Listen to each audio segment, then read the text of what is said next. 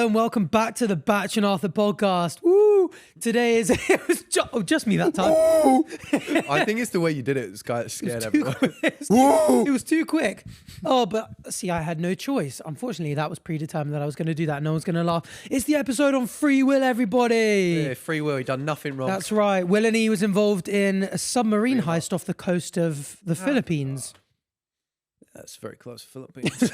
In between Philippines and the Africa, yeah. of course. Did he? And the Africa? Anyway, he's gone down for a lot of years, but we want to free him because he has a new Will and Jim episode out soon. Yeah, he just posted a main channel video. Yeah. So life update time. So that's the promo for Will and He. Now life update. You've dropped some cool new merch. Yes, that's it. Oh, yeah, that's it. Pretty much. Actually, so is that what's in front of us? There's a sticker on the bottle, but that's it. This isn't. This is a bottle. The Oh, sticker, it's just got your. That's my sticker. And is the sticker something you can buy in the merch? That's free. Wow. I'm just thrown in. That's how humble I am. I just There throw you them in. go. I just throw them in. And there. that T-shirt, I This take it T-shirt is not merch. that T-shirt's not merch. No. The cowboy The cowboy. This is on actually, Mars with an alien spacecraft above it. My little sister actually got me this for Christmas. That is an adorable purchase because that's so batch coded. I'm actually so surprised that's not merch. No, it's a T-shirt that she got me for Christmas. Fit goes hard and I'm getting there. I did my FPL forfeit Oh my god! Yeah, event finally. I wanted to ask you about this, but I couldn't. You wouldn't let me. So Yeah. tell me now. He asked me, how's the FPL forfeit? And I just put my earplugs in. He went. Save for the pod. Audio listeners, he put the middle finger up to the camera. We'll blow that. No, so 24 hours in McDonald's, 1 hour off for every Big Mac. I ate I arrived at 10 a.m. My plan was to do 8 Big Macs and do 10 a.m. to 2 a.m. Right. Right. So 16 hours with 8 Big Macs, knocking 8 hours off the 24 hours. Yeah. How How many did you eat? Turn up at 10 a.m. They don't serve Big Macs till 11. Oh yeah. So I had an could've hour told you that. wasted. Ate 2 Big Macs. Was like, that was easy. Started eating a third. Chundered. No, you didn't. Yup. You actually threw up. Yeah, I threw up on Big Mac number 3. Yeah, I remember because you were saying to me, "Oh, I'm going to plan to eat about 8. Then it knocks this amount of time off." I was like, "You are not eating more than 3." Yeah, and so You got the threw food up? chundered. Wait, you actually threw up. Yeah, I went to the toilet and chucked it That's up. a cheat code. Then you can eat more. Also, I was like, I rocked up and I was like, oh, I'll get some naps in during the day. That'll be quite chill. Rock up. Obviously, it's quite early in the morning. Well, not that early, but That was it was like 10 a.m. crack of dawn, 10 a.m. Crack of dawn for us on our YouTuber sleep cycles. And this guy's like laying head down with a hoodie on, and this like the cleaner is like walking past, like kind of like sweeping the floor, turns to him and just goes right next to his head and was like, "No sleeping!" And then he just kind of barely reacts, gets up, checks his phone, puts it in his pocket and walks away. And then she comes back a bit later, and me and the only other guy in the McDonald's, she goes, "Sorry about that. I've asked him 4 times." And we were like, "Oh." Do you know, that's like those videos when people have their dog and then something their dog does, they do it with a puppet and then tell the puppet off. And then the dog doesn't do it. Yeah. Like maybe she was doing it on that guy so you wouldn't sleep there. Yeah. She must be a fan of you. Maybe. She's seen the videos talking about the FPL forfeit. But so I didn't nap in the end. I was pretty tired. I'd done platform roulette literally the day before. So I was pretty in it. Wait, so you didn't sleep, you threw up, and you had no phone. And so, yeah, I had no phone, no books, no entertainment. And it was really tough. And then I just started chowing through burgers and all of a sudden time was passing by. Wait, so how many more did you get through? So I kept eating. Don't worry, I'll get there. So first guest to arrive. So the only entertainment quotation marks I can have is people are allowed to come see me. So Harry joined for an hour, which was really nice. He played Wordle and Contexto kind of in front of me because I wasn't really allowed to play Oh, myself. you're not allowed to. But told me about what was going on in the news, gave me some transfer updates. What's going on in the news? He was checking front page of BBC. It was just really nice because I'd been sat there for a good few hours at this point, like 4 or 5 hours, and my brain was going numb. And it was very sweet. Chris ended up coming and joining as well. And then later on, he had a few drinks with a few mates from Jersey. They came as well. My little sister came. She was back from Portugal with her friend. Told me all about that. And yeah, so that kind of helped. And the main thing, the burgers, I became a demon. So I did a bit of research before, and apparently your digestion happens fastest when you're completely full. So rather than like eating a lot and waiting to get hungry, I just stayed at the state where I felt awful. That was why I trundled on burger 3, because I was like, I feel like I just have enough room for a burger. I didn't. I threw up. But burger 3 was the calibration burger. So from then I knew my capacity. Was 3 at a time. And I ended up doing 10 burgers. I ate 10 Big Macs. You ate 10 Big Macs? I ate 10 Big Macs. I think that was a surprise to everyone. You must feel awful right now. I honestly this morning felt like I had a really bad hangover. I feel grim. Oh my God, you look 5,630 calories it was. And I had the only other thing I had all day was water, just endless bottles of water. 10 Big Macs? Yeah. That's like 10 Big Macs. It was pretty crazy. So you were only there for, well, if my maths doesn't fail me, you were only there for 5 hours. I was in there for 14 hours. Yep. So 10 10 hours a.m. off the 24 hours. 10 a.m. Well, to about midnight. To midnight, yeah, exactly. So I was there till midnight. And there were a lot of fan interactions, which was quite nice as well. So I did it in Kensington High Street. So like... Tactical. Not that fan base, like a lot of Spanish, French tourists, a lot of people at work, a lot of like super rich, posh people who are just sort of like meandering, doing their own thing, shopping. McDonald's is quite quiet. So it was like a nice, like sort of like every half an hour, someone would be like, "Oh, Arthur, what are you doing here?" Or like a couple of people were like, "You were just sat in the corner." Like, yeah, I was just sat there looking like a weirdo, staring at no corners. phone, just really trying to get down a Big Mac. People watching like an absolute creep. But a couple of podcast enjoyers, shout out to everyone who came and said they enjoyed the podcast because they knew what I was doing. Oh, they knew. They were like, did they know which one you were going to? No, they were just like, "Oh, you've picked a good one." Like, not like diehard fan type, just like normal. Like, "Oh, like nice to see you. Good luck with it." Like, I assume one of the guys at McDonald's. My big worry was getting kicked out. Yeah, because some people were getting kicked out for spending too long loitering. And you have to pause the timer and go find another McDonald's. And there wasn't a 24-hour McDonald's for ages, so it would have added an hour to me for no reason. But that didn't happen. One of the guys behind the counter knew who I was. So I was like, "I'm doing the FPL forfeit." And they were like, and I was like, "Sorry for lingering." They're like, "Don't worry about it." So I just sat in there till midnight. Yeah, so 10 a.m. till midnight. They must have thought before I said that I was a bit of a weirdo. Yeah, probably. What did surprise me was the number of people that would come in for breakfast, go to work, come in for lunch, go to work, and come in for dinner. So there were a lot of people where I was like, 3 "Oh, meals a I've seen day. you again." All 3 meals a day at McDonald's, which was quite surprising. I didn't think people did that. Yeah, honestly. quite a lot of people did do that. Well, you saw everything.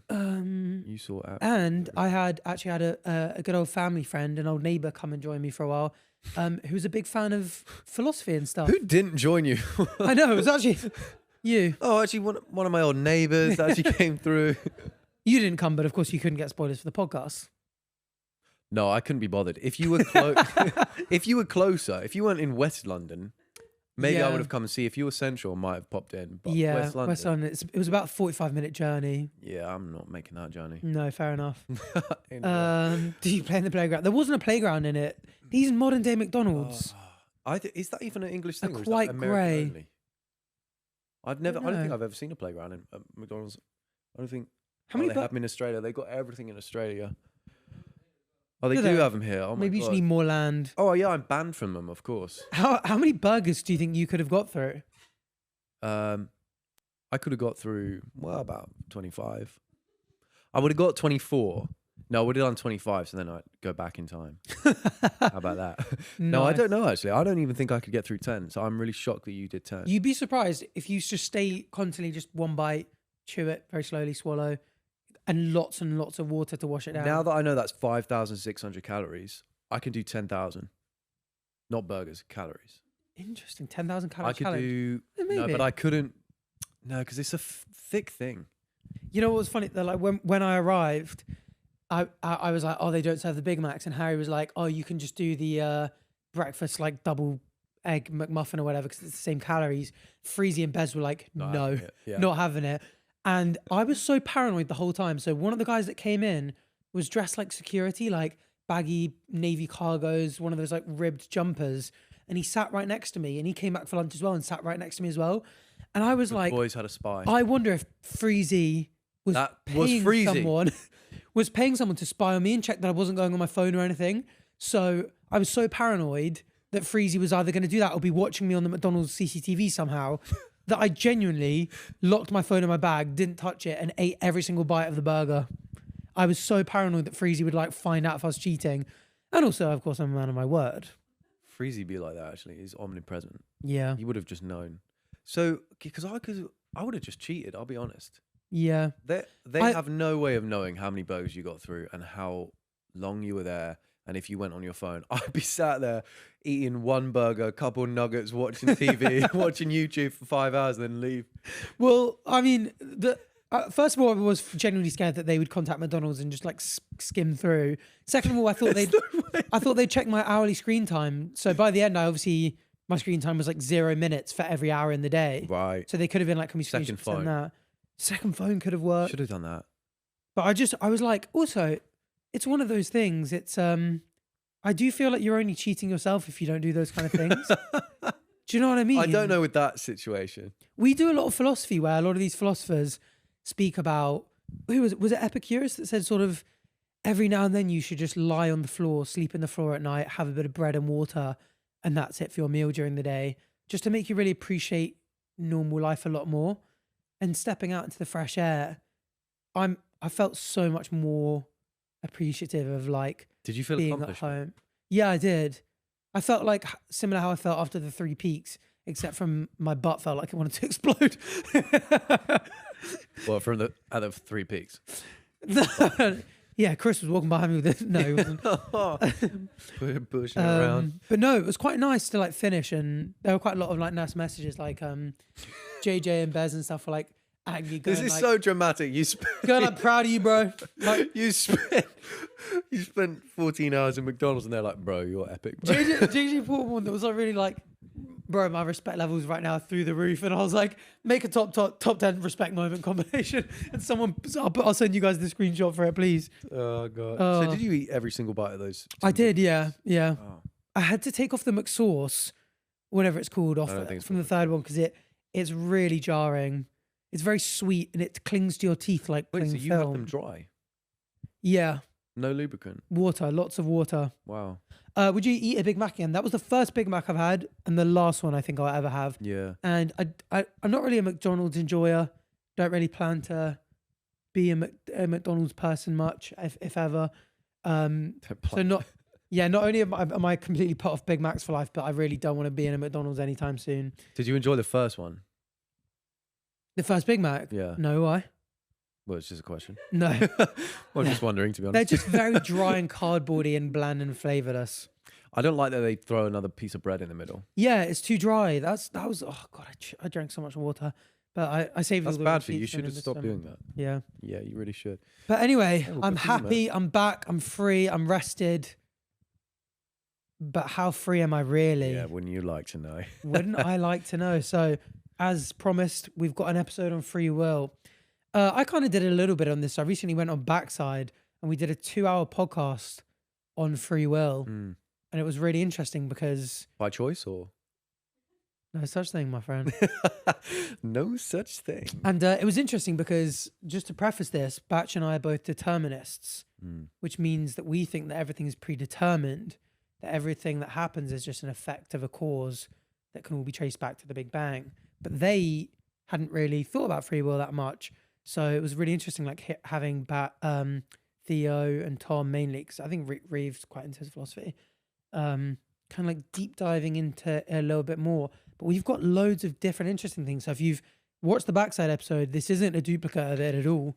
It's building on it. There are some really cool ancient philosopher takes on it, a bit of Greek mythology, bit of science on it, you know. So do you wanna kick us off? Sure. Well, let me start with a definition of free will, which is the power of acting without the constraint of necessity or fate, the ability to act at one's own discretion. What's your opinion on that? Yeah, see, I think this is also why it's so difficult, is because a lot of people do disagree on what exactly free will means. And there's kind of like two major camps on whether it's like, is it free will if it's caused, but it's still voluntary? So, for example, I can, if I want to, pick up your bottle right now, and I did it. And because that's voluntary, No, put a replay on people that. think that that's free will. Give that back. They go, "Oh, that's voluntary, whether or not it was caused or not." Right. So we both think that that was caused by, that's who I am as a person. It was caused because of where we are in this conversation and the things we're interested in. And I wanted to make a point. Like, there were a lot of causes for it, but because it was voluntary, it was like my choice. Like, I wanted to do it, and so I did it. That's enough for it to be free will. But some people are more concerned with whether it's caused or uncaused, because in another sense, because of all the events leading up to that, it was inevitable that I was going to pick that up. Yeah. And therefore, did I really have a choice? Maybe not, because there was only one thing that was ever going to happen there. There wasn't ever an option of me not picking it up. Yeah. That was just never going to happen. So No, they wrote that one into your timeline, pal. but it's a good definition definitely to build on. So yeah. But so then when you trip over, Mm-hmm. how do people define that as whether that's free will or not? Because that's not voluntary. You just tripped. But then it wouldn't even be free will in the sense of you chose to trip. You know what I mean? So it's not an exercise of choice. So that doesn't even come into the conversation. That's not even really in the conversation. That's just or a loss. That's almost like a kind of, because you're not sitting there going, "Oh, I'm actively choosing to do this." Yeah. That's just the kind of consequence of you looking forward and not looking down, and something being there. Yeah. But yeah, there are a couple of examples of what constitutes free will. Do you want to go through some of these as well? Sure. So you've got agency or goal-directed behavior. As an example, a human wants to cook dinner because they are hungry and want a specific meal. So there we go. That's the same kind of thing. Like, someone's voluntarily cooking dinner because they want to, but they're not choosing to want to. They're not choosing that they're hungry. They are hungry. Yeah. So that's it's almost like the step back in choices. Like, okay, you chose to eat dinner, but the things that made you make that choice, you didn't choose. You didn't choose to be hungry.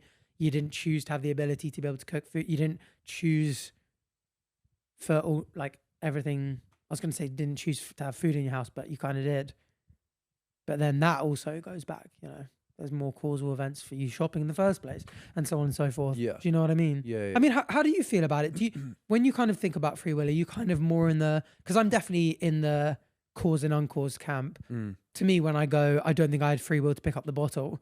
It's not that I didn't have kind of like I had a goal there. Like I said, it's goal directed behavior, and I had agency in terms of like, this was every part of me wanting to do that and to achieve my goal. But I don't think it's free will because it was caused. Do you know what I mean? Yeah. I think, well, to be honest, I don't know. I made my mind up a while ago and I can't remember why I made my mind up. Oh, really? Yeah. That's really interesting then, because you might be able to change your mind as we explore. Yeah, both. I'm a person's dream because my brain is very malleable. You can make me believe anything you want me to believe. I think I made the decision that I didn't believe in free will when I was studying stuff. So I can't remember what it was that made me think, oh yeah, everything's predetermined. And I think it's related to like, oh, you go back, everything to the point of the Big Bang was always going to happen in that way and lead up to this. And so everything going forward is the same. I suppose studying the universe as you did would make you feel more inclined that way. Yeah. Because you do almost see so much of the universe's formation and planets and everything the way that it is now as the inevitable consequence of the natural laws that just do exist. Yeah. I suppose that is kind of the inevitable consequence of you studying the universe, going from the Big Bang till the planets forming and stuff coming together is just the inevitable consequence of the natural laws that do exist. Yeah. I think that's what made me make that decision, especially with like space and time being this connected and the same thing. Yeah. It's not really yeah. But honestly, I've got such a bad memory that I can't remember when I was like, oh yeah, I think, because I actually on backside, we spoke about free will briefly as well. And I think Reeve said, because Reeve disagrees, he believes in free will, right? And he was like, he basically like disagreed with me. And then in that moment I was like, actually, I can't remember why I don't believe in free will. So I just sort of didn't say anything. That does make this episode more interesting because you can kind of be skeptical to my position a bit more. Yeah. And then also hear the arguments for libertarianism, which of course isn't political libertarianism. It's the same word. Statue of Liberty. Right? Somewhat. Yeah. That's for sure. So actually, yeah, everyone in the comments who's like, oh no, free will does exist. Don't worry, I'll fight your corner. Go on then. All right, second one. So what's another one that constitutes free will? A genuine choice between alternatives. So, example being, you choose between staying at home or going out, not based on compulsion, but preference, priorities, or reasoning. I guess that's people who believe in free will think it's like preference, priorities, or reasoning. Yeah. But in reality, it was written into their code. It's the exact same thing. So you sit there and go, I can choose to stay home or go out, but whether or not you're a person who prefers to go out or stay in, you don't choose to be, someone who prefers to stay at home rather than go clubbing on a Friday night. Okay, they choose to stay home, but they didn't choose to be the type of person that likes staying at home. I think that's why, obviously, that's the attraction towards like believing in free will, is when it becomes like choice between alternatives, because you're like, I'm choosing this over this. That's not like, that is me actively using free will. It's hard to explain how that's not free will, because how is it free if you're not making the decision to, like, you don't choose that choice. So for example, there, like I said, like you're choosing to stay home or go out, but you aren't choosing any of the factors that lead you to that decision.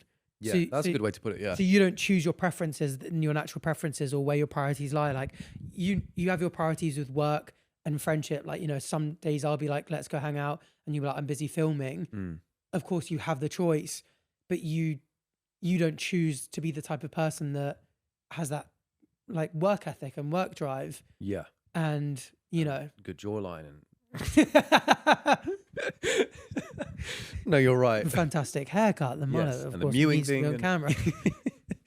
Yeah, exactly. And then you've got control or autonomy. An example being, if you're hypnotized into doing something, that's not free will because the control isn't really yours. Do you believe in hypnotism? Wait, pick a shape, any shape.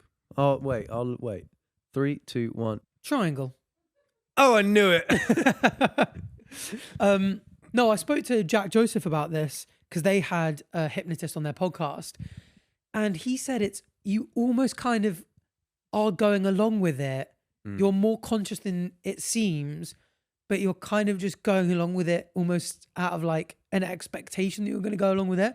So when he goes like, oh, you're asleep, he's not actually falling asleep, but he's kind of closing his eyes because he's like, oh, that's kind of what I should be doing. Right.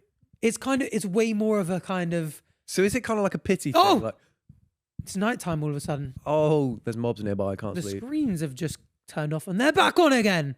They're not screens. The window screen. They're windows. Of The course. technology is flickering because we're still in a crash. In a crash. Oh, we're in a crash. New York City. You were saying? Yeah, I would love to get a hypnotist on our podcast because it would be really interesting. Because you were saying you're quite... Powerful, and I'd turn it back on them. I'd be like, oh, I'm asleep. No, you're asleep. you were saying like you're quite agreeable with opinions. Oh yeah, he would have his wicked way with me. You're asleep. Yeah, I guess so. Whereas I'm quite stubborn. I think I would be... You would be like, yeah. No, fuck off. no, fuck off, you sleep. liar. You go to sleep. Let me count to 3. Anyway, I think it'd be really interesting to have on for a segment. I would like to try that. We could try it on tour. Oh. We could have a different hypnotist from each city do it and see if the accent affects it. Yeah. Now you're gonna go to sleep now. Go to sleep, you fucking idiot. I think in that case I would do it. Yeah, you would, wouldn't you? Be Oh, you're so hip. Oh, you'd be really hip. Hip hippopotamus. So where does free will come into that? Like, if you're being hypnotized, say it's real, is it free will or not free? Well, I think in that case they're saying it's a bit like the tripping thing. It's no one thinks that's kind of free will. it doesn't even come into it because you're they're not hypnotizing you. Yeah. Although if what Jack is saying is true, he was choosing to just go along with it. But he was Was he always really going to make that choosing? choice. Whereas you, when it comes to you, you were always going to make the choice to stay awake. Yeah. To be stubborn. Yeah. Right. Of course. I feel like we've done a good amount on this. I would just say, before doing this episode, I read Dan Barker's Free Will Explained and Sam Harris's Free Will, and both are super interesting. If you want to kind of understand in a greater depth determinism, give them a read, and it would be really interesting to see, first of all, what you guys think, but whether you have any rebuttals that we might not have thought about, where you go, trying to explain it. But I've not really heard anyone explain free will in a sense that makes it seem like we do have free will, Mm. other than people who believe we have souls. So obviously for religious Oh. people, free will is super important, because without it, a lot of it doesn't make sense, you know, whether we choose to have faith or go to heaven or hell, or, you know, a good versus evil, all that kind of stuff. Like That's so true. if we don't have free will, Yeah. you're playing a very, very different game. Yeah. I think that does make the religious stuff more hard for me to be convinced by as well, because let's say, for example, I am who I am today, and I have the beliefs I have, and you are as well. I'm you as well, or I'm me. No, you're you as well. Okay. Obviously, you're not convinced, because we kind of don't. And in fact, I don't think free will works with an all-knowing, all-powerful God anyway. I What, think 'cause I you kind of think- briefly covered this. Because he in the would past. design you in a certain way anyway. Yeah, so obviously God, if he's all powerful, could have made any universe he wanted. He could have made you however he wanted. He could have made you good, evil, susceptible to belief, not susceptible to belief, have He- faith. You made me fucking sexy. That was his priority. He forgot about everything else, really. Massive knob and very sexy. That's what he said for me. But so if he made you, and obviously all knowing, knew that you were going to be, let's say, for example, we don't know, for example, but let's say you're going to be an atheist when you die. He made you like that, and he could have made you a believer. He could have given you the evidence that would make you a believer, because he would know what would make you a believer. Yeah. And he also knows that the evidence that he's going to give you in your life isn't going to be sufficient for you to believe. Yeah. So it feels quite unfair that he would create you in a way knowing you'd go to hell, and that Right, you'd yeah, be kind of yeah. punished for it, because you kind of go, You made me this way. well, you made me this way. You knew the second that you created me and the whole Yeah. universe that I was never going to end up being convinced that God existed or that any particular religion is true. And so that kind of almost seems quite evil from God's perspective, Well, so creating all these people just to damn them forever. in a sense, for religion, free will has to exist, You kind of have to have it, yeah. so that when he's sending like signs, let's say, Mm, you have to be able to change your mind Yeah. based on free will, rather than how he predetermined. yeah. I guess that's right. And same with like good and bad acts. So the example that we brought up on Backside was Jeffrey Dahmer. So obviously, from a religious standpoint, that kind of cosmic justice, you know, for him to be damned to hell for all eternity. Although I think he actually ended up becoming Christian, so technically, under some readings of Christianity, he could be saved, because it doesn't really matter what sins you commit or how bad of a person you are. All you need to do to be saved is accept Jesus Christ as your Lord and Savior, as long as you do it genuinely. Do you know what I mean? And he was pretty bad. So he did some of the worst things a human could do. Yeah. But technically, if he, you know, asked for redemption and said, I confess Lord Jesus Christ, my Lord and Savior, technically he'd go to heaven. I wouldn't forgive him. That's my opinion. Yeah. But I mean, that would be another thing that people would have issue with, kind of going like, you know, you're a good person, but you don't believe. If you died tomorrow, doesn't it seems like such a weird justice system Yeah. that you would be damned to hell for all eternity, and someone like Jeffrey Dahmer could go to heaven. So that's also another Yeah, that's true. Actually, I didn't think about that. yeah Am I damned? thing that well in Christianity would be there'd be plenty of religions that believe that you wouldn't be. Do any of them want me? I mean, Come a lot of people think that the most logical system would be like, they think if God exists and he is all intelligent, all powerful, what he would care about is who's good people or not. Right. Yeah. He wouldn't care that you're not convinced in him if he knows that he hasn't given you sufficient evidence for you to be persuaded. Yeah. He would just care that you were a good person and did good things, and that should be all that matters. And people kind of go, either there is a God that exists that's like that, in which case you're going to be fine because you're a good person. There's a God that judges you on something else, in which case you don't really care because that God isn't worth submitting to. Yeah. Or there is no God anyway, and you've lived life as a good person, and it's kind of irrelevant whether you have a reward or no reward at the end of it. Yeah. Yeah. But yeah, with the Jeffrey Dahmer thing, so Sam Harris has this really interesting sequence of examples that he gives in his book. So he says someone like Jeffrey Dahmer, most people would go, oh yeah, he's really evil. Like, you know, like he's, you know, you'll have a lot of contempt for him, as you should. Yeah. But say, for example, God forbid, one of your loved ones. I'll let you picture them, so I'm not forcing you to have this terrible. Okay, I'll go for my dog. Okay, no, it has to be human because they need to have a bit more agency than a dog. Okay. Okay, let's just go with one of your parents because they're very close to you.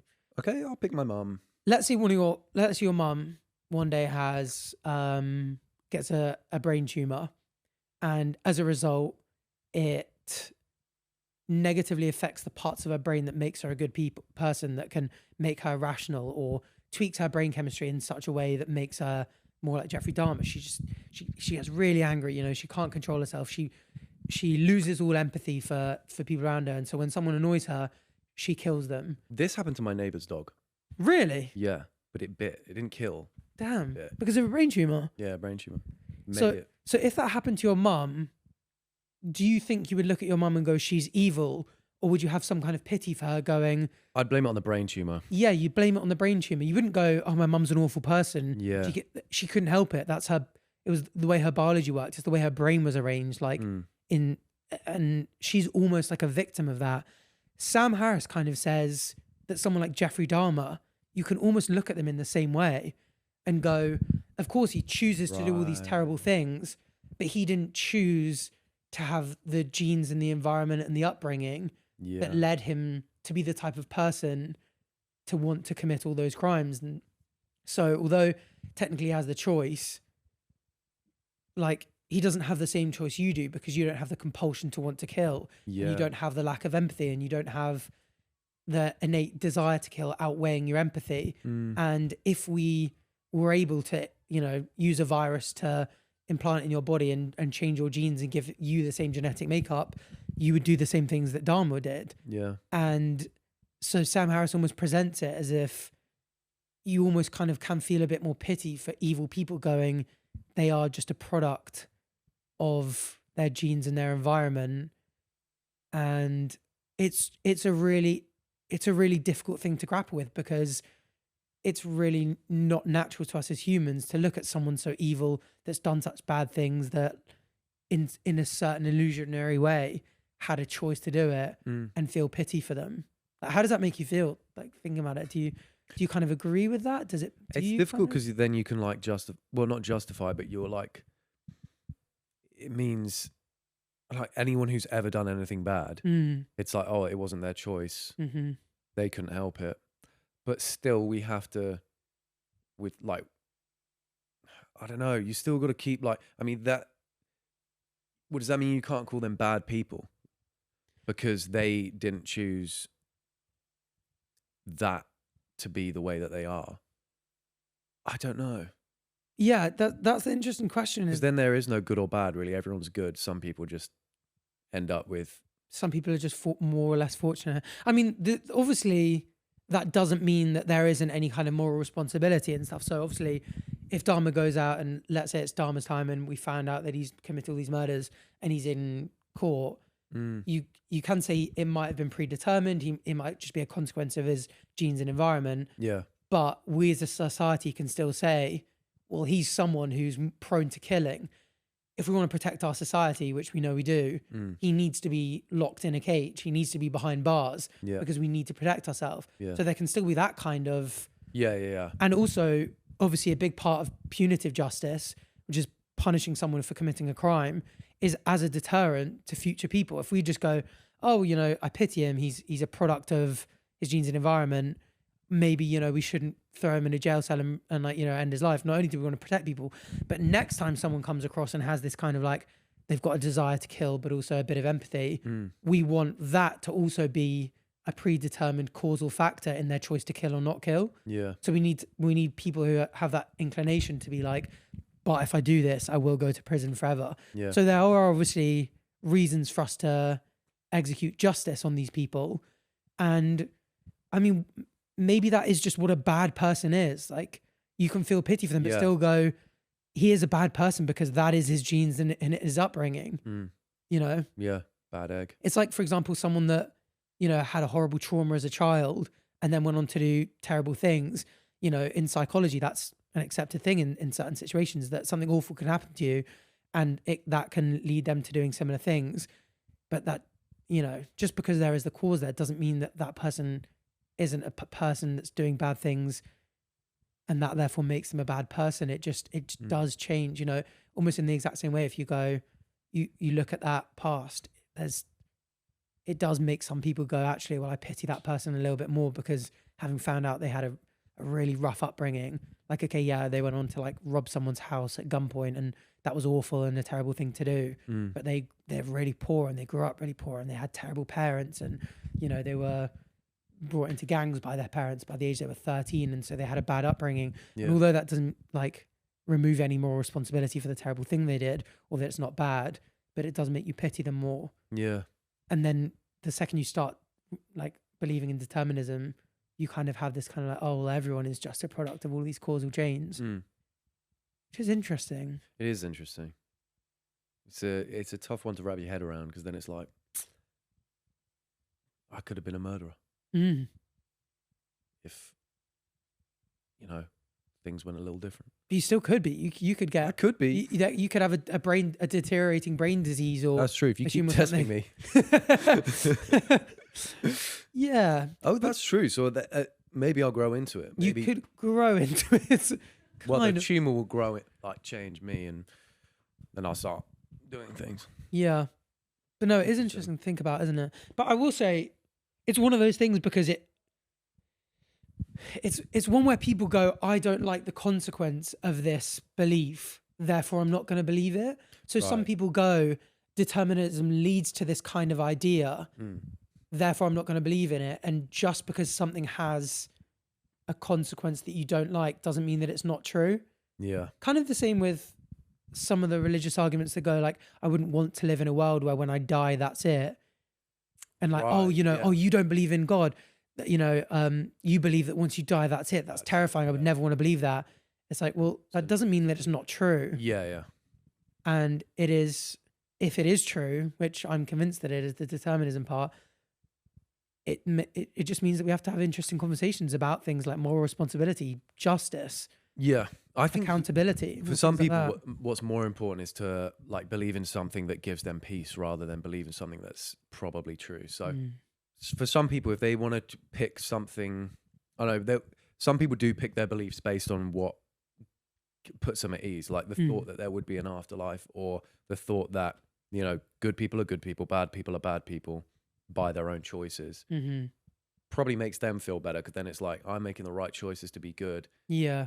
It's like rewarding to know that they're doing well, rather than take up a belief that might be truer, but is like less nice. Yeah, because you could look at the other and go, actually, if I believe in determinism, I have to kind of pity some of the worst people in history that did it because of, you know, a chain of causation that to a certain point becomes out of their control. Yeah.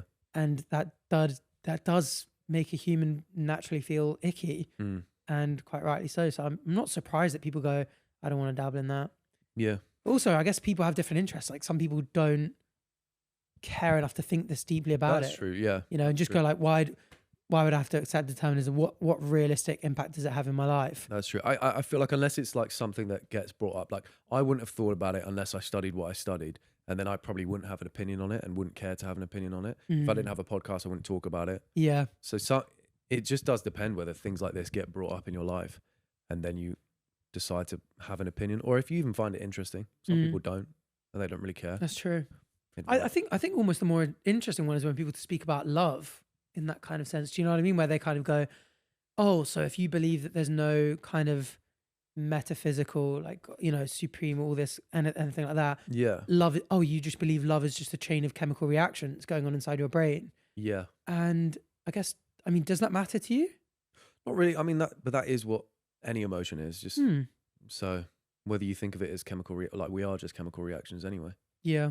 So love's no different to like addictions, just chemical reactions. And does that reduce the value of love to you when you go, I love my mother, going, this is just a bunch of chemical reactions? Does that devalue it to you? Because the alternative is believing in something else, like your like soulmate and stuff like that. Yeah, your soulmate, or if there is a God, that there is something that transcends the material world that is love, that is... I don't think it, no, I don't think it like makes it any less in my head, just because that's what I believe. Like, I just believe in the science of it Yeah. and the way our bodies work and how our emotions work. So that to me is just, well, love is as love as it can get, Yeah. because that is it, you know. That's But don't smile on. no, Yeah. no, it's quite sweet, but it's a very similar thing with the free will. Like people speak about free will.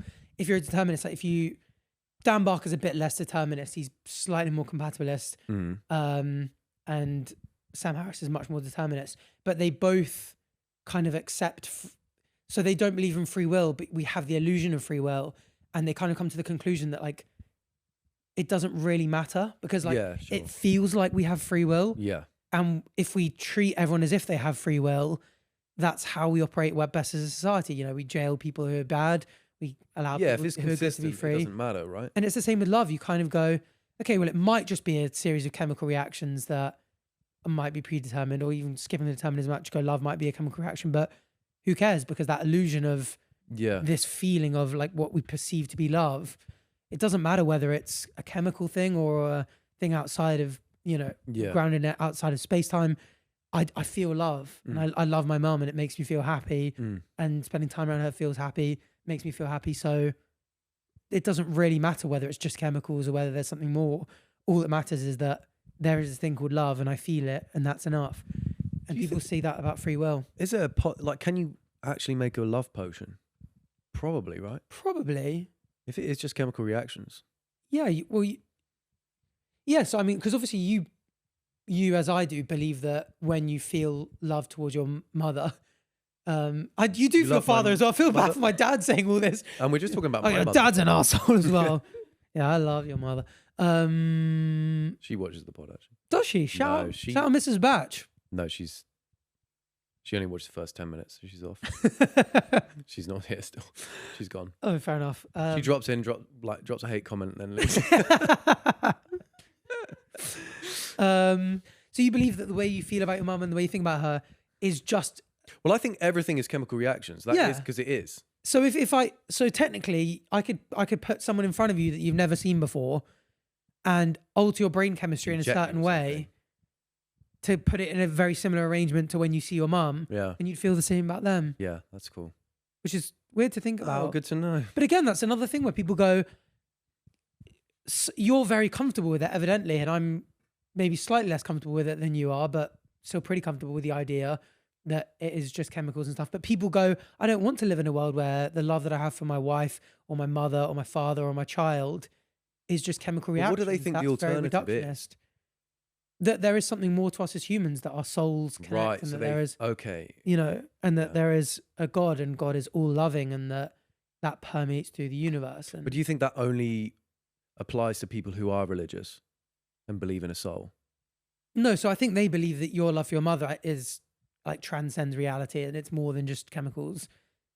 So they believe it's true for everyone. So do they believe but then would they say love, like every other feeling, is like chemical reactions and neurons firing, or do they say every feeling transcends that? Well, I think because they'll see it. Or do they see love? Do they see love as like more than hate or anger? As in more than, as in a different realm? Yeah. I think, and this is obviously quite difficult because there are so many different viewpoints, and there'll be people watching that will be like, I'm religious or I'm spiritual and I feel a certain way, but I don't feel how you're representing it. So I'm obviously representing just a certain position. But some people would see us as two souls interacting, and the way we feel and the way we think and stuff, and our free will all being kind of attached to the soul and separate to the body. Yeah. So almost like right. You know, there's almost like the idea that our brains and bodies are kind of like the cars and the soul is the driver. And just because if you take a certain part of the engine out in the same way you take part of our brain out, that both stop working, just because it exists in like the material realm doesn't mean that there's not something more to it that's driving it. Do you know what I mean? Yeah. And so they just see that driver as being outside of space-time. So they think the soul is us rather than the brain being us. Yeah. And the brain is almost just like a reflection of the soul. So if you were to swap our brains, I'd be you, you'd be me. Mm-hmm. I'd still be me, but I'd be in your body. Mm-hmm. You'd be you, but in my body. Do they believe the soul follows? Probably, yeah. Interesting. In the same way that, you know, if we swapped drivers in the car, it's only the driver that matters because that's the soul, not the actual car itself. It doesn't matter if we swap the drivers in the car, like that person is the soul that when you die, when that car disintegrates, that the driver as the soul remains, but obviously it goes to heaven or hell. Yeah. Yeah. Right. I think I get it. But I mean, there will be such a diverse range of opinions on this. So this will be a really interesting one for comments because so much of this is just opinion based and there are so many different things. Let us know. True. Like, the beauty is there's no right answer. We'll never know. yeah. We're just going to die. Yeah. That's it. Right? Yep. Probably. Yeah, we'll probably die. Oh, maybe not. Yeah, we could be at Maybe the not. pearly gates. And a couple of you guys will be like, oh, we're getting let in right now. We'll be at the gates, our IDs being read out. We're there watching you guys go in. Yeah. Like, no, I always believe in God. Let me in. Well, yeah. I'm with them. Roll the tape. And chicken seasoning starts playing and we're like, fuck, we're so cooked. Or people who get let into heaven could be people with podcasts. That could be the criteria because we never know for sure. That's true, actually. People with podcasts are the kindest people in the world.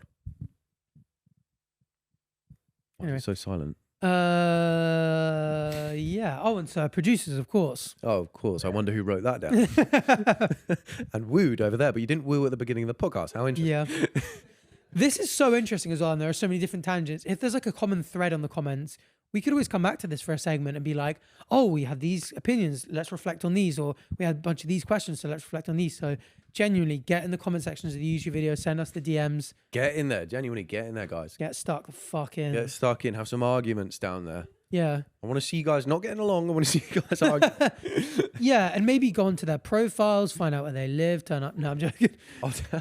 I need to stop. Why do I keep doing this thing where I encourage? Yeah, you should be encouraging IP address. Go find their IP address. Because otherwise they won't know how to find the address. Or the Yeah. yellow pages. Maybe And then you can like find out their parents and grandparents who are more susceptible to scams and you can scam them for money. that. Anyway. More susceptible to I did it again. Anyway. Oh, dear. Oh no. Free will in science. That's right.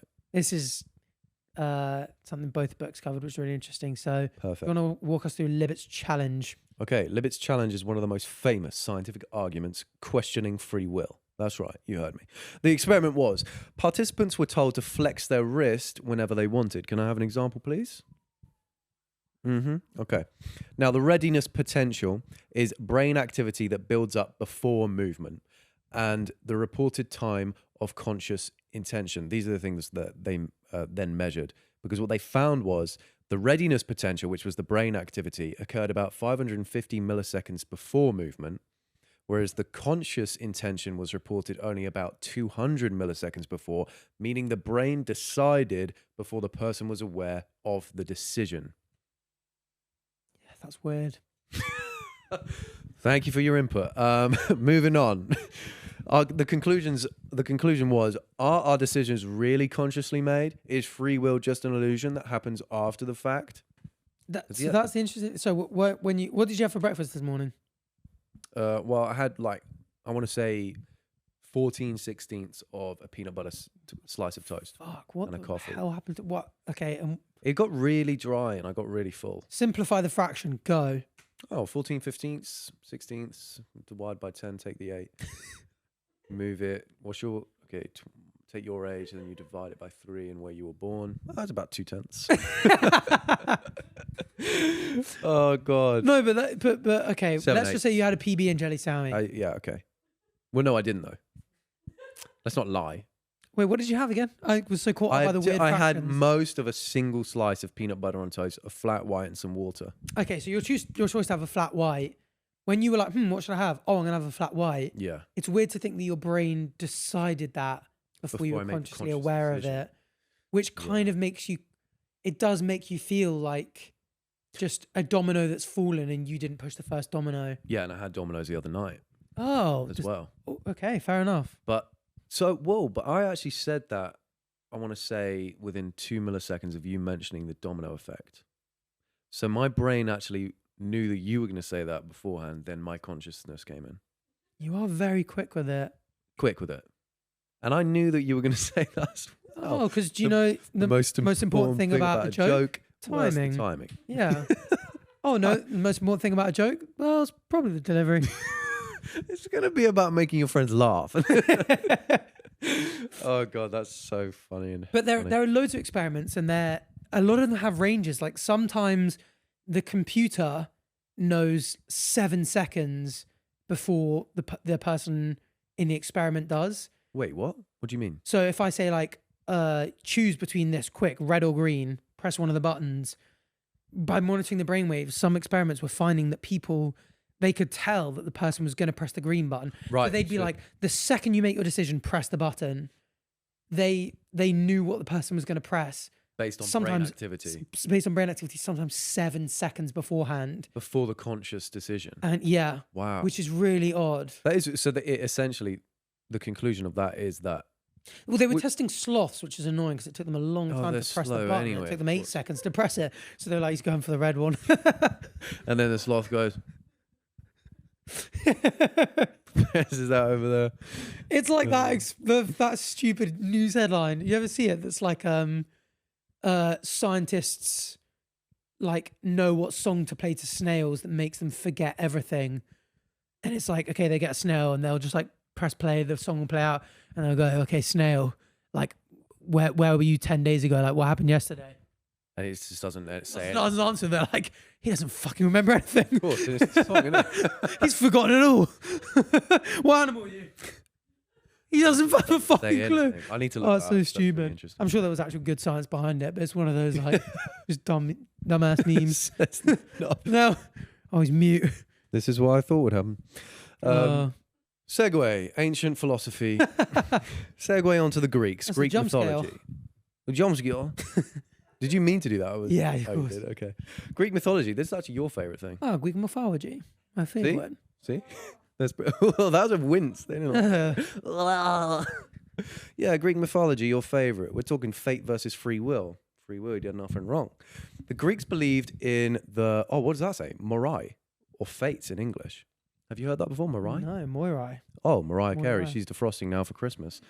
3 sisters. Clotho, the spinner. Ah, yes. Lachesis, the allotter. And Atropos, the inevitable, a metaphor for death. They were the personification of destiny. They spun, measured, and cut the cloth of life, suggesting that fate was a dominant force that could limit free will. Concluding ideology that fate is powerful and often unavoidable, and free will does exist, but within limits. So the ancient Greeks believed it was controlled by 3 sisters. Your fate. That's interesting. Have you heard of this before? I haven't. Do you like Greek mythology? I do. I've not heard that one before. The spinner, the allotter, and the inevitable. Which one would you rather be? The inevitable? The inevitable. No, I would like. I am inevitable. The spinner. Yeah, it's cooler than the inevitable. Interesting. So I can just picture them spinning around a lot all the time. Do you believe in fate? So fate is essentially, that I suppose is the determinant. Yeah, it really is, I guess, because I think if you accept that everything is inevitable, I think from the Big Bang, if I think that everything that's happened because of the inevitable consequences of causes, then everything that's happening today these are going to be causes for future events. So you do believe in fate? So yeah, kind of, you yeah. don't believe in free will, right? Yeah, because I think there's only one linear path of time. I think that what's going to happen will always happen. So everything that happened will always have happened. What is your fate? I don't know. But I do think that if we had enough information, for example, if we knew every single fact about the universe, every single thing in space-time, where it was going from the beginning to now, if we could model it all perfectly in a computer, we'd be able to predict everything that will ever happen. Which is really cool to think about. I remember reading that, actually. So there could be a book. If we knew everything, they could write a book about what happens in the rest of your life. We've spoken about this before. Did you say you would read that book or not read that book? Yeah, I'd read it. You would read it? Yeah. And it has no effect on whether it happens or not. Yeah. If it goes like you're gonna die in 6 months. You will. I would genuinely. There are so many. I would not grind on a bunch of videos. You would not grind on me. You would never stop grinding. I wouldn't read it. Yeah, I know you would. But what happens if you were going to die in 3 weeks? You wouldn't spend all of tomorrow Whether you read filming it or not, videos. it doesn't matter. You would do what you would do. But what you would do in the next 3 weeks would change. But it wouldn't. No, Because what will happen will happen. but if what will happen was going to be that you die in 3 weeks, you either have the choice of working for the next 3 weeks, I don't have a spending choice. it with live or family. Because that would mean I have free will. Wait, what? Do you mean just that you will die in 3 weeks part? Or do you mean if you read it and it Any told you part, everything whether I that's gonna read happen? it or not, I can't then change what This I is do. a weird paradox, though. I don't think this quite works because whatever you read, you could just say, I'm going to do the opposite tomorrow, and you just could. Then the book changes. But then the book would change, and then again, you'd Do change. you think and that's it'd be how a it works? paradox. Or are we just contradicting ourselves? I don't know how this...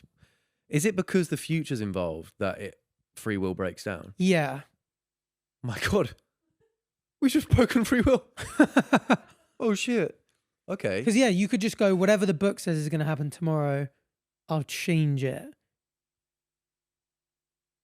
Like, whatever But- the book says is going to happen tomorrow. That's true. You change it. So the book could But then never the book- actually exist. But then the book would know. It's like So the then you Pinocchio's couldn't do nose it. thing. It's like my nose will grow. I think as soon as you know what will happen, free will exists again. No, because you reading that book was a causal factor in you. The only reason, let's say, for example, the book says you're going to press red, and you go, oh, I've got free will, so I'm going to press green. So You're only pressing green because you've got the book saying you're going to press green. But then the book would say, okay, well, now we're factoring that in, it's going to turn green. You then press red. So then this means that not everything could be like the book could never exist. The book couldn't. So then not everything is always so 10 years time from now, it's not already decided on what we will do. Yeah, I think it is. But if it is, and I see what it is, I change my mind, then free will exists. But you're not. That you changing your mind is just So based on the causal thing of the book so existing. then future can change. The future can change. I actually. There's There's a paradox. Yeah, where does it break this down is getting here? sticky. Because then the book would change. Because if you were like, okay, let's say it's just red or green tomorrow. If the book said says you're going to red. press red, then you're going to go, the book says red, so I'm going to press green. But then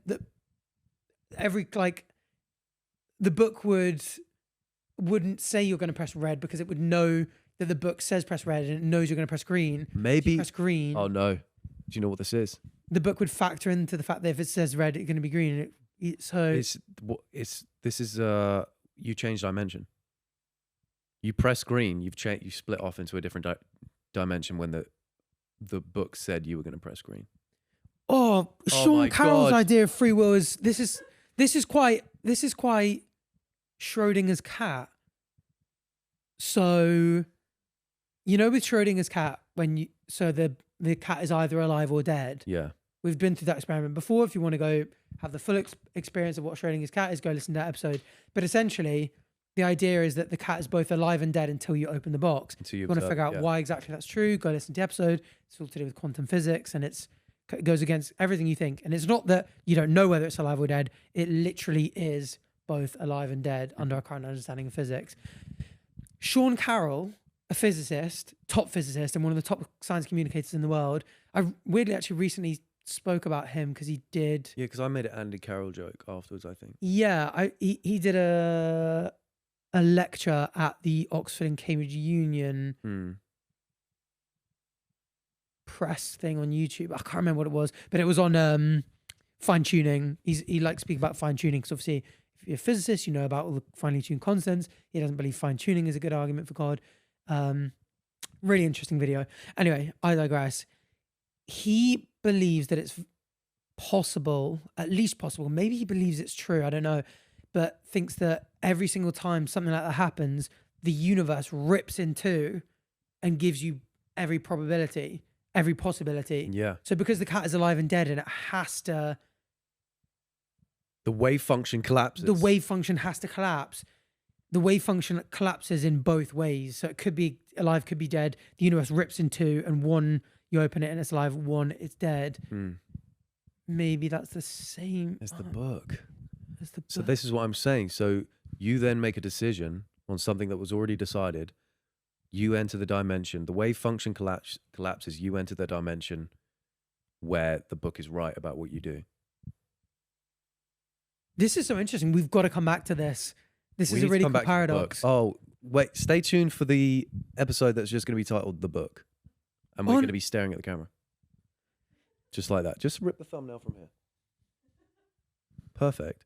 We've broken Arthur. Who would have thought? Maybe the book is aware beforehand, in a sense of like when it's doing all the calculations of like what's next. It kind of goes, oh well, when we say green, he's going to end up picking red, or if we say red, it's going to end up picking green, and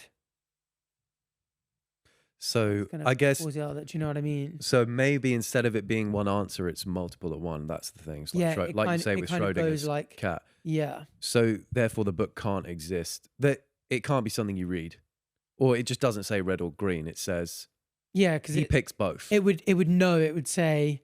So that we that's can't the thing, say though. because this interferes. The book would have to say whatever we say. You pick the opposite, so there's no answer here. Or the book literally says he picks both until observed. Until the decision is made. Or it would say both, yeah. And so then, do you die or don't you die on the day you die? He does and he doesn't. He's alive and he's dead. Yeah. I'm alive and I'm dead. Damn, my head hit the wall. And where's Princess Di? Lady Di, of course. Well, she's at Althorpe House. Is it Althorpe? What is it? She's dead. I watched her do a Roblox video the other day. In another dimension. Have you seen the guy that does the Jamaican Lady Diana on TikTok? Oh, pussy clap, bumper clap eggs. No. He it's the weirdest. I have no idea how he's come up with it. He's this quite quintessentially British guy, I think so at least. And he does this thing where he is Princess Diana if she was Jamaican.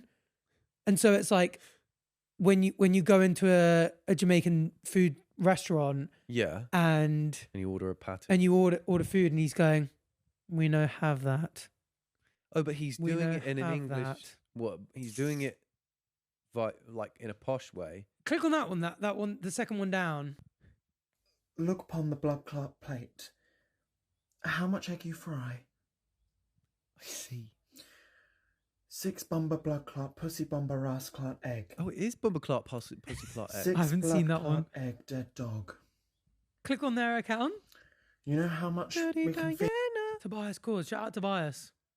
Shout out, course. Is it this? It's the 6.6. Oh no, it's not.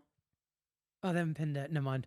But yeah, what a funny. They are absolutely getting like, insane views. How are we talking about this right? Doing a Jamaican lady die. Because you went died about how to die. I can't remember what's happened. I'm Anyway. gonna have to read that book. I have no idea. Oh, ancient philosophy. Best that- segue ever. Yeah, the best segment ever. Wait, So let's speak about Aristotle and Plato. Okay, yeah, go ahead. So Aristotle argued for moral responsibility. People must have the ability to choose in order to be praised or Right. blamed. But he just wants that so that people could be praised or blamed. Exactly. So he's going, it feels like people should be praised or blamed. Therefore, I'm going to believe in free will for moral responsibility. But if you kind of go, let's work out what's true and work from there, it might be the case that people don't actually have the ability to choose. So the way that we praise or blame people is going to change. Yeah. So we praise people or blame them. And we go, I'm not blaming Italianbach as this kind of sort of like as this kind of like idea of Bach. It's like he just is a lump of meat Yeah. that is the consequence of his genes and environment and stuff. That's the nicest thing anyone's ever said about me. Yeah, a lump of muscular meat. It keeps going. Whereas Plato, so a lot of you guys are probably eating off one of these right now, emphasized the importance of reason in mastering desires. Free will exists when the rational part rules over the others. But it just does again feel like the rational part is just a part of that predetermined causal chain. This is wishful thinking, I think. I think so. I think they got some things right, some things they didn't get right. Yeah. That's the thing with philosophers. Yeah, especially the early ones. Because they could just say anything Yeah, they at literally that can. point. No one had said anything before.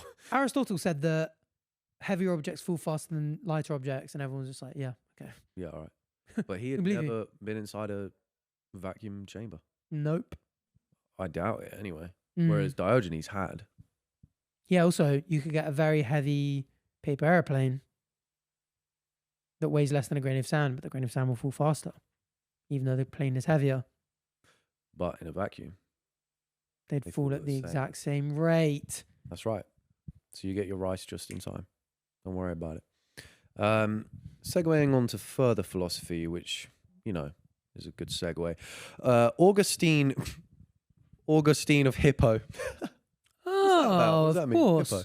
Augustine of Hippo believed in free will, but also thought we need God's help, grace, to choose good. So I think a lot of this probably, like, people believed in God a lot, and the gods back then a lot more. So free will would have been believed in. He also believed evil exists because people misuse their free will, not because God causes it. See, this I don't understand, how you can believe in an all-knowing, all-powerful God and think that God didn't cause it. Like, Well, he was just Augustine of Hippo. right? No, If- not he's saying evil exists because people misuse their free will, not because God causes it. Yeah, I'm just saying, like, give him benefit of the doubt. He's just Augustine of Hippo. Stop saying that. Well, I'm just saying, what's he supposed to know? No, I'm He's just critiquing Augustine his of Hippo. idea. Yeah. I'm just saying, give him benefit of the doubt. I'm not giving anyone the benefit of the doubt. You know what I mean? Like, how can... this is just Augustine of Hippo. Oh my God. Oh God, I want to know. I can't judge you. It's built within you, and you were always going to do that annoying thing over Listen, and over. I'm just batch of Hippo. It's not something that I can help. All But right? do you know what I mean? How can he sit there and think that people misuse their free will and not because God caused it? If God knew that they were going to do that and made the universe in such a way Yeah. that they would end up misusing their free will in that way. Do you think you would think like that if you were put back in the same period as Augustine of Hippo?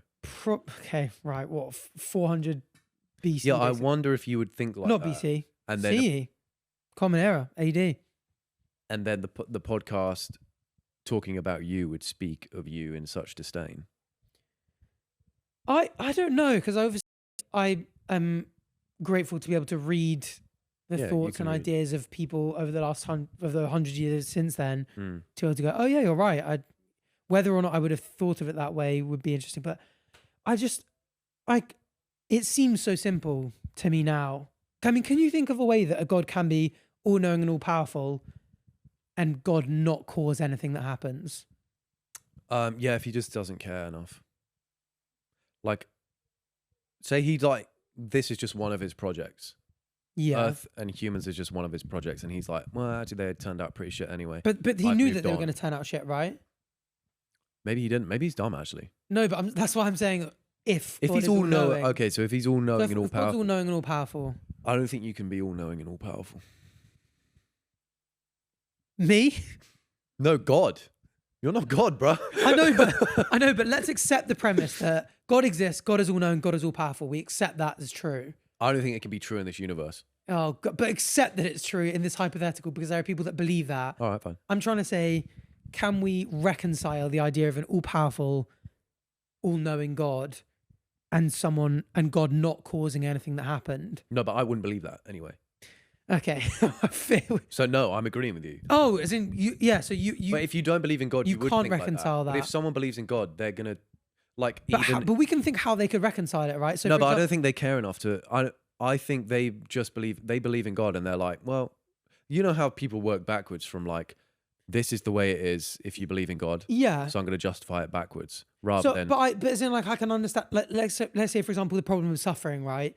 People kind of go, if God is all knowing and all powerful, and people suffer, that doesn't make as much sense to a lot of Yeah, people. yeah. They go, why is there so much suffering? Mm. God could have made a world with less suffering in it. Yeah. But I can understand that some theists go, God, this is the best possible world, and that any world that has less suffering in it is not possible, because whatever you would change would lead to more suffering in the long run. And it's only because God's all knowing that he's going, this is the world with the least suffering in it. So that's an example of something where I can go, okay, well, I'm not all knowing, so I don't know that if you make one Yeah. person that was going to die in the earthquake survive, that wouldn't cause a chain of events that would lead to way more suffering. And so I'm like, okay, fine. Like, I don't believe that. I'm not convinced by it. I think it's a terrible rationalization, but I can understand it.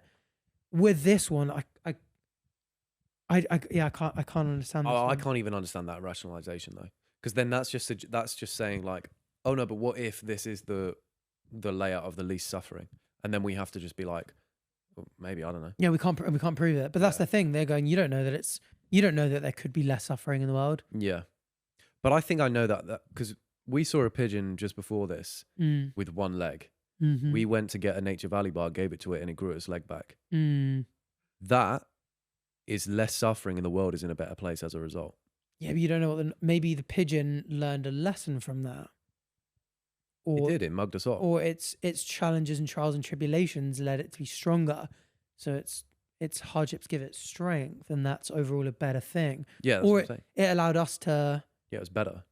It's better that he Like, didn't less have a suffering leg. is better. No, because how good do we feel now that we gave it a leg back? Yeah, but maybe we would have felt better if it had one leg and we had fed it and it was like, oh, thank goodness, a meal, and we'd feel really good about ourselves. And like maybe some people would say that the happiness that brought us to is better than the suffering that a simple animal like a pigeon would feel from having one leg. They don't know. Yeah, they don't know, but as in like that's something we can't answer. Yeah, interesting. Let me know in the comments down below. This is why we need a religious person to come on and we can pick their brains on things, because it'd be really interesting. We've been saying that since series 1 and we've never had one. That's true. Why? We just don't know it. Like none of our friends are religious at all, really. Toby might come on. No, Yeah, everyone's speak avoiding for us like the plague. Yeah, I think that's the issue. we want to bring guests on, but no one. They watch 5 minutes episode and they go, "What the fuck is this?" That's true. Well, we just got to go.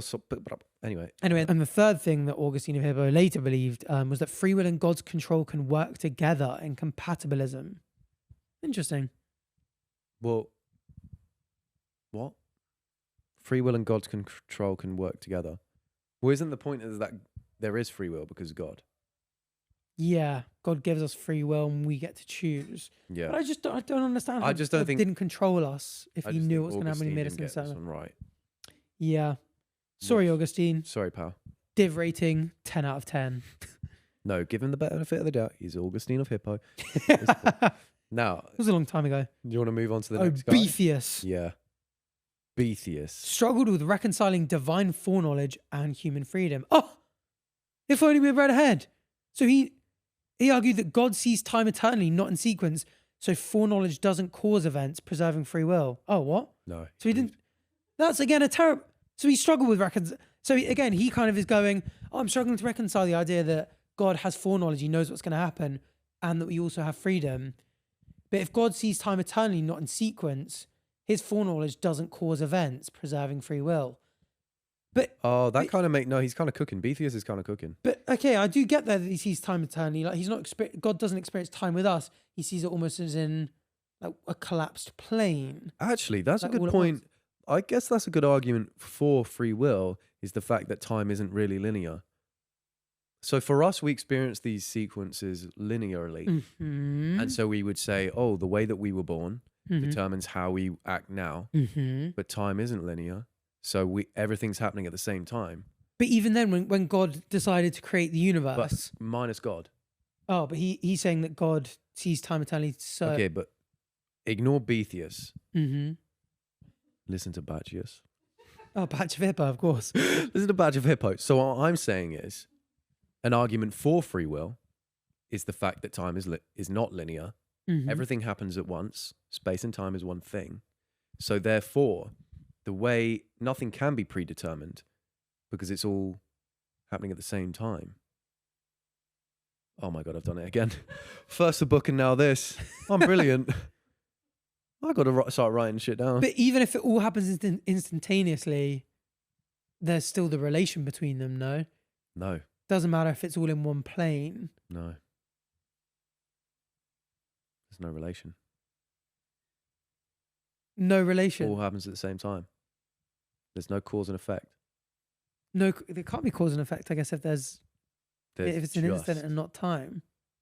nothing. But everything at once. Everything, everywhere, all at once. Yeah. Well, there you go. We've finally But then figured it out. Free will's real. But if gonna start God acting on it. sees time eternally and not in sequence, so it kind of is like looking at a picture, like a snapshot, like he kind of experiences it. And this is another thing. So if God is outside of space time, he can't cause anything. So he can't have caused the universe to exist if he's outside of space time. Yeah. If you need time to have a cause and effect, for him to go, I'm going to create the universe. Okay, now I've created it. There He's needed outside to of be a time, like, for him to have caused the universe, there will have had to have been a time when the universe didn't exist, Yeah. but there's no time. So there can't have been a time when the universe didn't exist. If he's Exact- outside of that, Exactly. there's no time, but he's experienced it all at once. But even then, if this God, I'm assuming Beatrice's God is the creator. No, his God is Augustine of Hippo. No, he's not. Beatrice still has, it doesn't matter whether it's foreknowledge, whether it's beforehand or after. When he's creating it, he knows what's going to happen. Even if it's within that single snapshot, he goes like, oh, you know, when I create this universe, it's going to have like, he knows about everything that happens in time, even if he sees it not in sequence, but he's not going, I'm looking ahead in terms of, you know, He's saying this is all going to happen. Yeah. and this is all going to happen. I can see it. Like, I'm not seeing it in a causal chain. I'm just seeing it as a snapshot. Yeah. He still sees it all. He still sees you rejecting God, and he still decides to create the universe in that way. So again, I don't get how you have free will, because he's created everything in a certain way. Yeah, you can't have free will in a world where there's a God. But as Bacchius said, 2000. Maybe there can be. Maybe we're not seeing 2025. something. Maybe next episode we'll just have to come back No, I to see this. everything. I can see it all. I looked this up. I just felt like we had to pause and get some questions, because I sometimes feel it's slightly frustrating when people go, oh, I don't understand this viewpoint, and then kind of leave it there. I know some people will be itching to be like, oh, I have the answer I want them to understand, or maybe they should pause and look it up. So this prediction paradox is a thing. It's something people have explored, and it's called the prediction paradox. What, the book thing? About the book predicting the future. Right. And funnily enough, it seems that the liar's paradox, you remember I spoke about Pinocchio, I never trusted him, yeah. you know, where he says like, my nose will grow. And if it grows, then he's telling the truth. So it doesn't grow. So if it's not growing, Oh, yeah, okay. you know, does that make My sense? nose will grow. No, it only works with him. You get a self-referencing problem. That is kind of the main issue. So a truly perfect simulation can only make accurate predictions if the subject doesn't know what the prediction is. Right, so we can't read the book. Otherwise, the simulation breaks down. Yeah. So Then when what it happens simulates if stuff, What happens if the simulation breaks down? it can't simulate it. I think it will go, we know that if we say this, because it's factoring in everything, it will kind of go, we know that if we say the red button, you'll say green, so we'll be wrong. And if we know we say green, you're going to press the red button, so we know it'll be wrong. It will look at both outcomes and go, we can't predict this. So it's logically impossible to create a prediction that is both known in advance by So that's what I mean. So if an you actor and immutable. so if you read that book, Mhm. it can no longer predict anything you'll ever do. And so therefore, you transcend the chains Yeah, that's part of the of- paradox. not having free will. Yeah. You transcend the chains of determinism. You what, sorry? You then have free will if you read the book. That's all it takes. No, because that would also become a causal factor. So you reading the book, like let's say you end up reading the book and it's possible for you to read the book. Your curiosity is within you. You're always going to read the book. And because you read the book and it said you were going to press green, you were always going to try and do the opposite, which was going to be red. You don't have an actual genuine choice in any of that. That's all just, again, a chain of consequences. You can read the book. You wanted to read the book. You read the book, and so you press green. You have free. Okay, but you read the book. You have free will for one decision. You don't have free will for any decision. Yeah, please, Give me free will. just for one. That's so interesting, though, that we Yeah. we stumbled upon a paradox. But but that's hard to understand, because then if you read the book, it says you're going to pick green. You then pick red. But if you read the book, Are you always going to do that? Is but that the book knows. It didn't know that. But the book would know that you were going to read the book, and it would say we can't say whether this is going to be red or But green. then it will put. Okay, so that's what I mean. So The book can't exist if you read it. a book with that kind of prediction. The book will in never be- anything, because everything changes when you read the book. Exactly. So the book can't exist if you read it, but the book can exist if it remains closed, and it will be right. Yeah. So you could.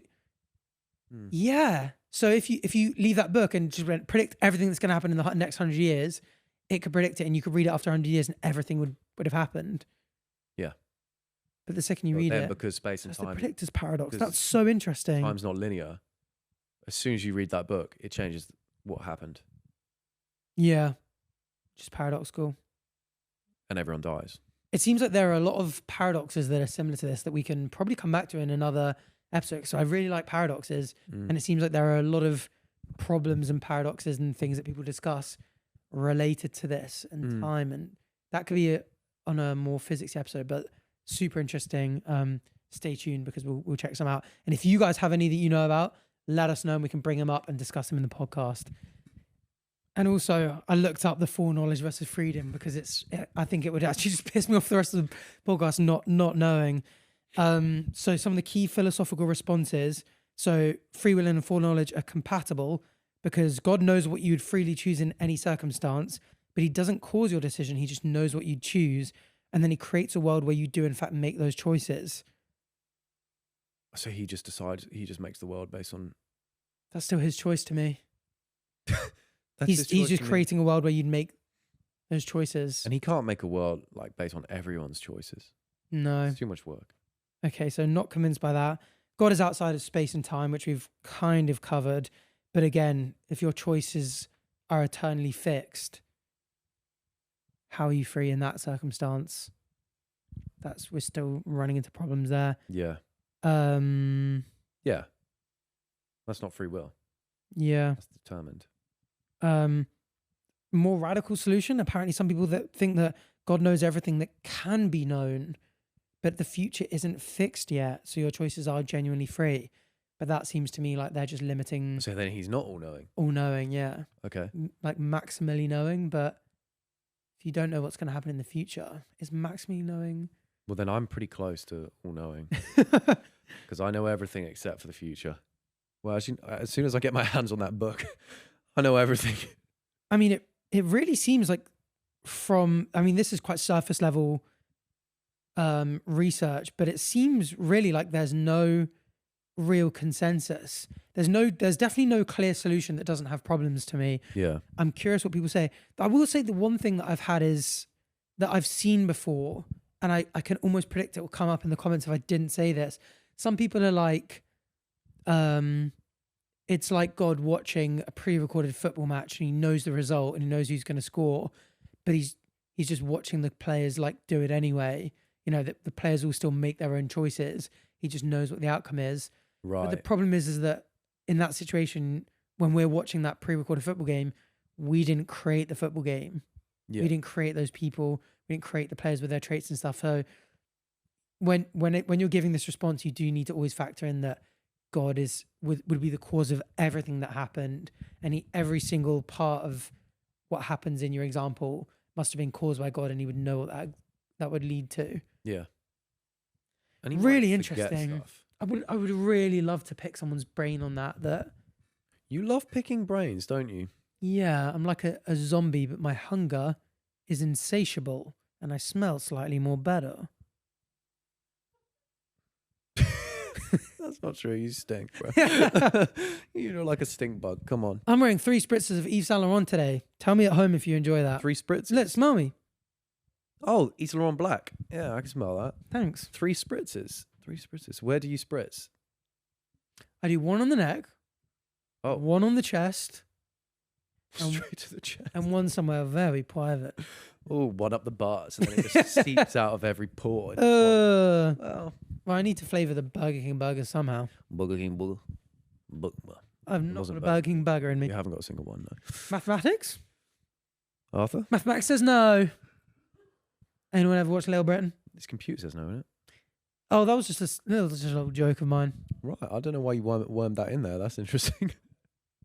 Well, we got a TikTok to watch. Do you have free will? Mathematically speaking, no. Chaos theory is a branch of mathematics that deals with how something small can create a series of bigger and bigger events. A butterfly flaps its wings and a hurricane forms on the other side of the planet. Basically, there are just so many moving parts, and they are each affecting each other in ways incalculable to us. We can easily calculate temperature and wind speed, so predicting the weather 3 days out is pretty easy. But we can't look 3 months into the future. One of the goals of chaos theory is to try and find all those little patterns so that we can predict predict the weather 3 months out. Just like we can predict where a ball will land when we throw it. This brings us to causality, or cause and effect. A ball rolls on a table, causing that one to now move. Every event originated from some earlier event. Atoms are in motion all of the time, everywhere. And just because we can't predict what every single one is doing, doesn't mean it isn't going there. So do decisions you make put you down a road that was always going to happen? I'm sure you'd like to think that your life has some randomness to it, but mathematically speaking, random doesn't exist. Even random number generators are sticking to a formula of sorts. The closest we've managed is a wall of lava lamps in San Francisco that we take pictures of and convert into numbers. We may not know what every atom is doing and how that's going to determine the next series of events, but the more you study mathematics, the more you'll believe in determinism, and that everything that's going to happen has already happened on paper. We just don't know how to write it down yet. Go into mathematics, they said. See the world differently, they said. So that's Start a podcast, they said. that is just a kind of another way of saying kind of what we've been saying, really. Yeah. I don't think there's anything TikTok hugely format. new in there. So you could have actually just watched that 1 minute TikTok instead of this hour and a half long podcast. Yeah. And so chaos theory, it's not incompatible with determinism. I think some people, I remember seeing on the Backside podcast, someone commented being like, when Arthur says that most people who study this end up becoming determinists, that's not true because this scientist believed in chaos theory and stuff. You can still believe in chaos theory and go like, oh, if the butterfly flapped its wing in a different direction, it could have had a completely different hurricane or no hurricane at all. And that kind of knock-on events could be absolutely massive, and that's fine. But that doesn't mean that determinism isn't true, because the butterfly was always going to flap its wing in that one way. And so although you could look back and go, had Hitler's mum had an abortion with him, our lives would be unimaginably different now from that relatively smaller act. That can still be true, but also determinism can also say she was never going to have one. Yeah. And someone would have filled that void. Probably. Oh, maybe. Oh, but y'all ain't ready for that conversation. That's an interesting historical take. Thank you. I studied history at A levels. Fair enough. So yeah, that's just a slightly more, that's a very scientific-y, mathematical way of looking at it. But that is the essence of it, if you're breaking everything down to atoms. I will say I'm surprised when she spoke about randomness that she didn't discuss quantum randomness. But I guess that's because she's more in mathematics than in physics. Because we do think, for example, things like radioactive decay, we think that the nature of causality breaks down at that level. And so when you have radioactive decay, that's not a knock-on effect of something else happening. It seems to happen completely randomly. Completely at random. But again, that could be the universe splitting into a multiverse where it decays here or here or here or here, and every single possible time it could have decayed, it did decay. It's just happened in a different universe, which means the universe has been split and split and split into unfathomable numbers of universes. That accent keeps creeping on in. Yeah. Unfathomable. I'm generally, it's because I slightly mispronounce a word and then I just keep rolling with it. Yeah, well, it's the butterfly effect. That happens. That's not something that you could ever control. So yeah, you can believe in chaos theory and be a determinist or a libertarian. So I think overall, we both believe in determinism. Are you still pretty convinced? No, of that, I then? can be convinced otherwise. I don't know with the whole time not being linear thing. That kind of throws things out of balance for me. But maybe next time we revisit, I'll have another opinion.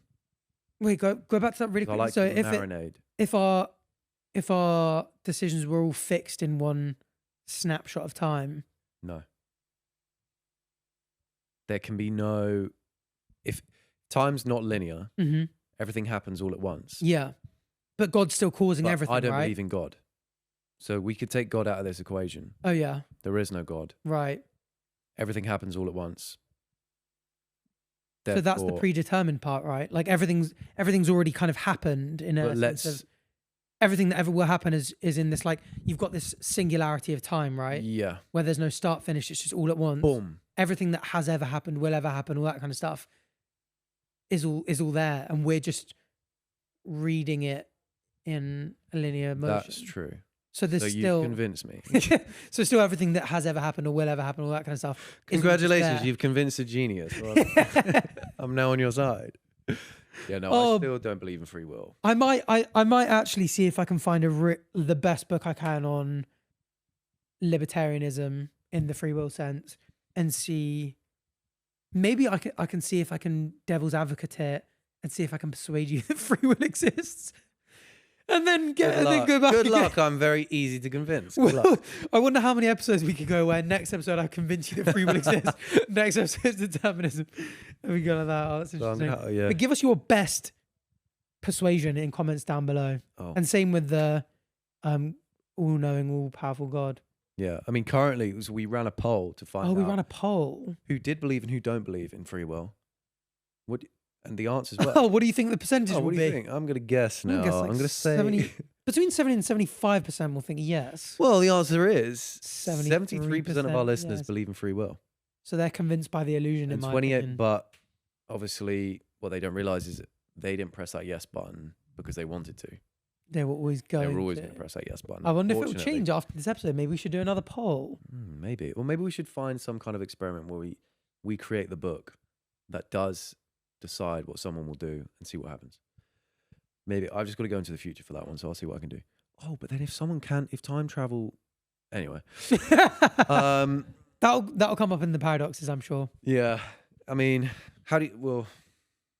yeah. I mean, the next thing, how do we exercise free will? That was the most lackluster segue ever. Yeah, well, I don't know. Yeah, well... How do we exercise free Because will? I read it and I was like, well, I don't No, so this is our listener responses. So our listeners have been asked. Yeah, but also, how do they think that we exercise free will? Yeah. So this is what our listeners luck. think. Okay, go on. Booking out a karaoke room and using the space and microphone to pretend my friends and I are on the podcast. No, that's what they do. Oh, so A is us. Oh, it's because it's A Not and standing dash around down. like, no, guys. Oh, so we don't have free will, so we don't exercise it. Moving on to listener responses. Yeah, that's true. We think we're doing it.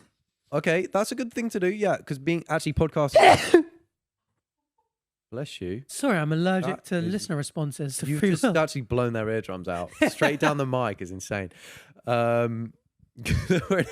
heard it come out the headphones. I would love to watch an episode of two people who are acting like they're on the Bachelor After Shooting podcast. the shit. Yeah. That would be really interesting. That would Please be send us that. Do a TikTok and tag us in it, and we'll repost one of them Yeah. on the Bachelor After podcast. Yeah, account. yeah, that's true. Or will we? Because now that we know that we're going to do that, I don't know if we'll do that. Then it will all break down.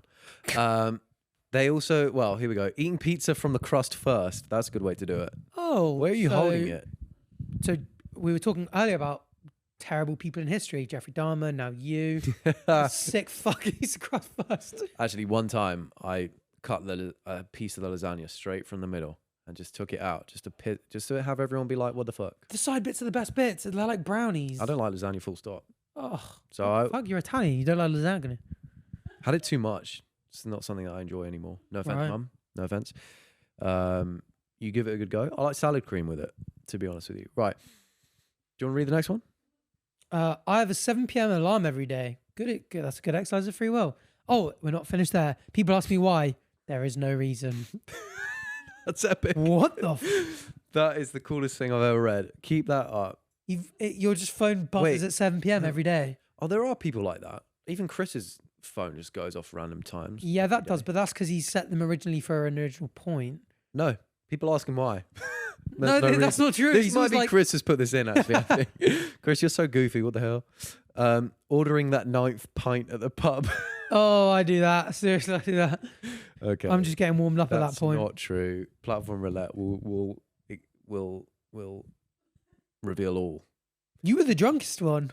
I wasn't. Platform roulette. Oh yeah, it was the pub. Well, the we last, can't say anything. the Can't say last anything. pub golf. Can't say anything. Got a heat stroke. Can't No, say because it was on my Snapchat story. You died. Oh yeah, on the everything was screen. revealed on Arthur's Snapchat. Yeah, I story. spoil every video I'm in from now on Snapchat. Go Yeah. check it out. Arthur TV Snap. Do you want to read the next one? Buying tickets to the Bachelor After Out of This World tour. Woo! No, that's a good. Wait, are we sold out or are there still some tickets to go? You can still buy some 'cause we tickets for our restock show. That's what we got restock, guys. Let's go. We keep expanding the global tour. Yelling jinx at people even though we didn't say the same thing. Yeah, that's pretty fun actually. That's Jinx. That's funny. I might start doing that. Jinx. Yeah, I might start doing that as well. yeah. Go on, do you want to read the next one? When I When meet I met people, Jinx. well, no, because you just said what I said. Jinx. That's no longer the thing. When I meet new Jinx. people, I introduce myself with a different name, of course. Oh, that's fun to do it with other people. Is yeah, that that's fun? That's weird. I did that with someone the other day. I said, "Oh, hi." I introduced myself as Batch, and then they were like, "He just said your name was Isaac." Oh, well, okay. So That's actually really interesting. pseudonym. That's a really cool story of mine. Moving on to another cool story. So sometimes I plank on the carpet when I'm home from work. Well, that's actually not possible. no, when I'm working from home. Yeah, when I'm working. Yeah, so that's actually not possible. You can't plank on the carpet. Why not? That's just lying down. That's not planking. Yeah, That's not I fear that. planking. I think you have That's to a plank. terrible use of free will. That is a terrible use of free will. The Also, plank, you might like feel like your head and your legs or whatever they're called must be suspended in the air. I think you've got to be up You- somewhere. Yeah, It's just your midpoint you've got to be on a ledge. No, wait, attached. wait. Do you know? What? To plank? What? Is that like the trend planking, like the plank Yeah. back in the day where you like lying flat, or Yeah, plank. plank is in the workout when you have your feet? Plank isn't a workout, is it? What's the workout thing? Yeah, but what's the thing I'm thinking of when you're in that, like you're lying Is that the plank? horizontally and you got your fists on the ground? I'm going to assume because they said planking. No, they didn't. Sometimes I plank. Oh, that sounds like such a weird word. They now. could plank, yeah. They could be doing the workout thing and testing their core muscles. So they could be getting a core workout. whilst They working probably from are home. doing that whilst working from home, yeah. But then you can't really work. In which case, that is a plank. Yeah, but that's So we cook nowhere. grass for no That's actually reason. nowhere near as cool as planking, though. Yeah. So if you want to use free will, maybe actually do something and go outside, plank, like that. Yeah, not that's bad. the kind of A thing. guy I doing think it on a tiger. Why is a guy planking on a tiger that's probably sedated out of its? Isn't it crazy that was predetermined? He was always going to. Yeah. He was fated to plank on a That tiger. from the Big Bang, it was like, this dude named Bob is going to plank on a sedated tiger. That's mental. That's crazy. That's sick, you to off, be fair. yeah. How the fridge is he? For audio listeners, it's one of those American McDonald's signs where there's a long pole and a big McDonald's sign at the top. I watched The They're in Founder the every other day. What an country, interesting, Such a good film, isn't interesting movie. What a dick he is. it? Or is he brilliant? Brilliant. Brilliant dick. Thank you. I needed that. Do you want to read the next one? Number 9. Going full Naruto when I see an open field. I do like doing that. I did that on Theo Baker's video That the was other number day. 10. Breakfast food for dinner. That's another. I think that was classic. I number used to 11. do So that let's go sometimes. back to number 9. I eat all of my packed lunch before 10 a.m. I used to do that at work all the time. I'd bring a packed lunch in, Yeah. and you're like really hungry around 11. Actually, I did that at school. I ate all my lunch at break. And not breaking eye contact when you catch someone staring. That's really hard to That's do. actually. kind of really epic and That's bold. really cool. I like that a lot. Yeah. Well done. Anyway, tickets are still available.